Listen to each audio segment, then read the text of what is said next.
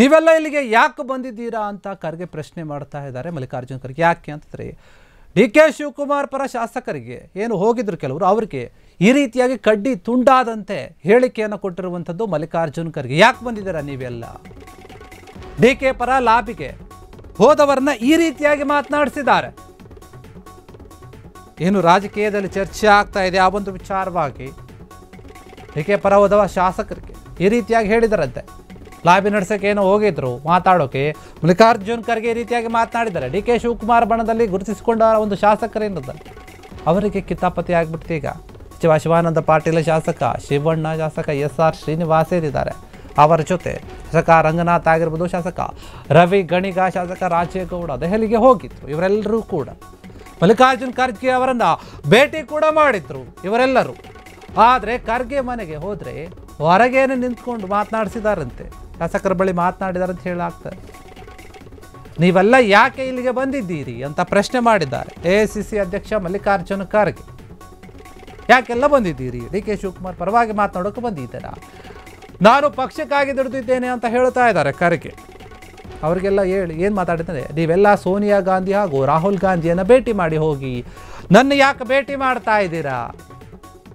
ಖರ್ಗೆ ನಡೆ ಮತ್ತು ಮಾತು ಕೋಲಾಹಲವನ್ನು ಸೃಷ್ಟಿ ಮಾಡ್ತಾ ಇದೆ. ಯಾಕೆ ಹೀಗೆ ಹೇಳಿದ್ರಿ ಅಂತ, ನೀವೆಲ್ಲ ಯಾಕೆ ಇಲ್ಲಿಗೆ ಬಂದಿದ್ದೀರಿ? ಸೋನಿಯಾ ಗಾಂಧಿ ಅವರ ಹತ್ರ ಹೋಗಿ ಮತ್ತು ರಾಹುಲ್ ಗಾಂಧಿ ಅವರ ಹತ್ರ ಹೋಗಿ ಅವ್ರನ್ನ ಹೋಗಿ ಭೇಟಿ ಮಾಡಿ ಅಂತ ಹೇಳಿ ಮನೆಯಿಂದ ಹೊರಗಡೆನೆ ನಿಲ್ಲಿಸಿ ಮಾತನಾಡಿಸಿದಾರಂತೆ. ಏನು ಡಿ ಕೆ ಶಿವಕುಮಾರ್ ಪರ ಮಾತನಾಡೋಕ್ಕೆ ಹೋಗಿದ್ರು, ಡಿ ಕೆ ಶಿವಕುಮಾರ್ ಮುಖ್ಯಮಂತ್ರಿ ಆಗಬೇಕು, ಆಗ್ತಾರೆ ಎನ್ನುವಂಥ ಒಂದು ಮಾತೇನು ಕೇಳಿ ಬರ್ತಾ ಇತ್ತು. ಅದೇ ವಿಚಾರವಾಗಿ ಏನು ಚರ್ಚೆ ಆಗ್ತಾ ಇತ್ತಲ್ಲ, ಅದ್ರ ಬಗ್ಗೆ ಲಾಬಿಯನ್ನು ನಡೆಸೋಕೆ ಡಿ ಕೆ ಶಿವಕುಮಾರ್ ಪರವಾಗಿ ಮಾತನಾಡೋಕೆ ಇವರೆಲ್ಲ ಹೋಗಿದ್ದಾರೆ ಕೆಲವು ಶಾಸಕರು ದೆಹಲಿಗೆ. ಹೋದಂತಹ ಸಂದರ್ಭದಲ್ಲಿ ಮಾತನಾಡಿದಾರಂತೆ ಮಲ್ಲಿಕಾರ್ಜುನ್ ಖರ್ಗೆ. ಯಾಕೆ ಬಂದರೆ ನೀವು?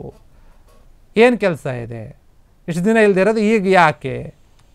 ಈ ರೀತಿಯಾದಂಥ ಒಂದು ಮಾತುಗಳನ್ನು ಆಡಿದ್ದಾರೆ. ಯಾಕೆ ಮಲ್ಲಿಕಾರ್ಜುನ್ ಖರ್ಗೆ ಈಗ ಮಾತಾಡಿದ್ರು ಗೊತ್ತಿಲ್ಲ. ಒಂದು ಕಡೆ ರಾಹುಲ್ ಗಾಂಧಿ ಹೇಳಿದ್ರು ಏನಾದರೂ ವಿಚಾರಗಳಿದ್ದರೆ, ಬದಲಾವಣೆಗಳು ಅಥವಾ ಸಚಿವ ಸಂಪುಟ ಪುನರ್ರಚನೆ ವಿಚಾರಗಳೇನಿದ್ದು ಅದರ ಬಗ್ಗೆ ಮಾತನಾಡಬೇಕು ಅಂತಂದರೆ ನೀವು ಹೋಗಿ ರಾಹುಲ್ ಗಾಂಧಿ ಹೇಳಿದ ಮಾತೇನೆಂದರೆ ಖರ್ಗೆ ಅವ್ರ ಹತ್ರ ಹೋಗಿ AICC ಅಧ್ಯಕ್ಷರ ಬಳಿ ಮಾತನಾಡಿ ಅಂತ ಹೇಳಿದ್ರಂತೆ. ಅದೇ ರೀತಿಯಾಗಿ ಡಿ ಕೆ ಶಿವಕುಮಾರ್ ಹೋಗಿ ಮಾತಾಡಿದ್ರು, CM ಅವರು ಕೂಡ ಮಾತನಾಡಿದ್ರು. ಹೀಗಿರುವಾಗ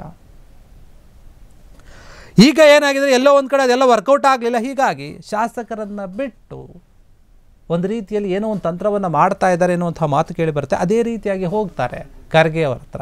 ಹೋದಂತಹ ಶಾಸಕರಿಗೆ ಒಂದು ರೀತಿಯಲ್ಲಿ ಖಡಕ್ ಆದಂತಹ ಮಾತನ್ನು ಅಥವಾ ಕಡ್ಡಿ ತುಂಡಾದಂತೆ ಮಾತನಾಡಿಬಿಟ್ಟಿದ್ದಾರೆ ಖರ್ಗೆ. ಯಾಕೆ ಬಂದರೆ ನೀವು ಇಲ್ಲೆಲ್ಲ ಬರೋ ಅವಶ್ಯಕತೆ ಇರಲಿಲ್ಲ ಅಂತ ಹೇಳ್ತಾ ಇದ್ದಾರೆ.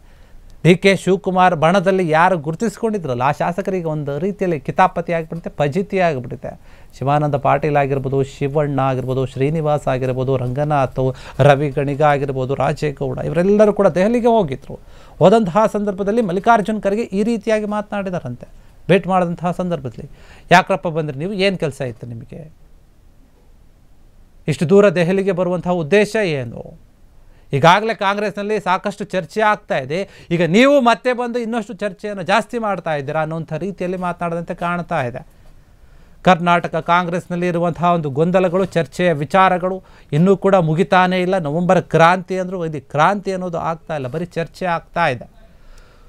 ಕಾಂಗ್ರೆಸ್ನಲ್ಲಿ ಇರುವಂತಹ ವಿಚಾರಗಳಿಗೆ, ಗೊಂದಲಗಳಿಗೆ ಹೈಕಮಾಂಡ್ ತೆರೆ ಎಳೆಯುತ್ತಾ ಅನ್ನುವಂತಹ ವಿಚಾರ ಇನ್ನೂ ಕೂಡ ಸ್ಪಷ್ಟವಾಗಿ ಗೊತ್ತಾಗ್ತಾ ಇಲ್ಲ. ಎಲ್ಲೋ ಒಂದು ಕಡೆ ತಟಸ್ಥವಾಗಿ ನಿಂತಂತೆ ಕಾಣ್ತಾ ಇದೆ ಈ ಒಂದು ಹೈಕಮಾಂಡ್. ಅದರಲ್ಲಿ ಮಲ್ಲಿಕಾರ್ಜುನ್ ಖರ್ಗೆ ಅವರ ಈ ಒಂದು ಮಾತು ನಿಜಕ್ಕೂ ಕೂಡ ಎಲ್ಲೋ ಒಂದು ಕಡೆ ಗೊಂದಲದ ಮಾತುಗಳನ್ನು ಆಡ್ಬಿಟ್ರ ಅಥವಾ ಏನೋ ಬೇರೆ ವಿಚಾರ ಇದೆಯಾ? ಹೈಕಮಾಂಡ್ ಹಿಂದೇಟು ಆಗ್ತಾ ಇದೆಯಾ ಕೆಲವೊಂದು ನಿರ್ಧಾರಗಳನ್ನು ತೆಗೆದುಕೊಳ್ಳೋಕೆ? ಹಾಗಾದರೆ ಡಿ ಕೆ ಶಿವಕುಮಾರ್ ಏನು ಮಾಡ್ತಾರೆ? ಡಿ ಕೆ ಶಿವಕುಮಾರ್ ಬಣದಲ್ಲಿ ಗುರುತಿಸಿಕೊಂಡಂತಹ ಕೆಲ ನಾಯಕರು ಅವರೇನು ಮಾಡಬೇಕು? ಏನೋ ಒಂದು ನಂಬಿಕೆಯಿಂದ, ಆಸೆಯಿಂದ ಕಾದ್ಕೊಂಡು ಕುಳಿತಾ ಇದ್ದರು. 2.5 ವರ್ಷ ಪೂರ್ಣ ಆಗಿದೆ. ಅದಾದಮೇಲೆ ಏನೋ ಒಂದು ಬದಲಾವಣೆ ಆಗುತ್ತೆ, ಹೊಸಬರಿಗೆ ಚಾನ್ಸ್ ಕೊಡ್ತಾರೆ, ಮಂತ್ರಿಗಳಾಗಿ ಹಳಬರನ್ನು ತೆಗೆದು ಹಾಕ್ತಾರೆ, ಇಲ್ಲ CM ಬದಲಾವಣೆ ಆಗುತ್ತೆ. ಎಲ್ಲ ವಿಚಾರಗಳು ಇತ್ತು, ಅದಿನ್ನೂ ಚರ್ಚೆ ಆಗಿಯೇ ಉಳಿದಿದೆ. ಯಾವುದಕ್ಕೂ ಕೂಡ ಒಂದು ತಾರ್ಕಿಕ ಅಂತ್ಯ ಅನ್ನೋದೇ ಇಲ್ಲ. ಸ್ಪಷ್ಟವಾದಂತಹ ಮಾತುಗಳು ಯಾರಿಂದನೂ ಕೂಡ ನಾವು ಕೇಳೋಕ್ಕೆ ಸಾಧ್ಯ ಆಗ್ತಾ ಇಲ್ಲ. ಹೀಗಾಗಿ ಒಂದು ಕಡೆ ಡಿ ಕೆ ಶಿವಕುಮಾರ್ ಮೊನ್ನೆ ಹೇಳಿದರು, ನಾನೇನಿಲ್ಲಿ ಪರ್ಮನೆಂಟ್ ಆಗಿರೋದಿಲ್ಲ, ನನಗಿನ್ನ ನೆಕ್ಸ್ಟ್ ಬಂದಂಥವ್ರು ಎಲ್ಲ ಕೆಲಸಗಳನ್ನು ಮಾಡ್ಕೊಂಡು ಹೋಗಲಿ, ನಾವೇನು ಓಪನ್ ಮಾಡಿರ್ತೀವಿ ಕೆಲಸಗಳನ್ನು ಅಥವಾ ಶುರು ಮಾಡಿರ್ತೀವಿ ಅದನ್ನು ಮುಂದೆ ನಡೆಸ್ಕೊಂಡು ಹೋಗಲಿ ಅನ್ನೋಂಥ ಮಾತು ಹೇಳಿದ್ರು. ಸಿದ್ದರಾಮಯ್ಯವರು ಬೇರೆ ರೀತಿಯಾಗಿ ಮಾತನಾಡ್ತಾ ಇದ್ರು, ಡಿ ಕೆ ಸುರೇಶ್ ಬೇರೆ ರೀತಿ ಮಾತಾಡಿದ್ರು, ಕಾಂಗ್ರೆಸ್ ನಾಯಕರು ಮಂತ್ರಿಗಳು ಬೇರೆ ಬೇರೆ ರೀತಿಯಲ್ಲಿ ಮಾತನಾಡ್ತಾರೆ. ಹೀಗಿರುವಾಗ ಏನು ಯಾರೆಲ್ಲ ದೆಹಲಿಗೆ ಹೋಗಿದ್ರಲ್ಲ ಅವ್ರಿಗೆ ಈ ರೀತಿಯಾಗಿ ಕರೆಗೆ ಹೇಳಿ ಕಳಿಸಿದ್ರೆ, ನೀವು ಯಾಕೆ ಬಂದರೆ ಇಲ್ಲಿಗೆ ಬರಬಾರ್ದಿತ್ತು, ಹೋಗಿ ಏನು ಕೆಲಸ ನಿಮಗೆ ಅಂತ.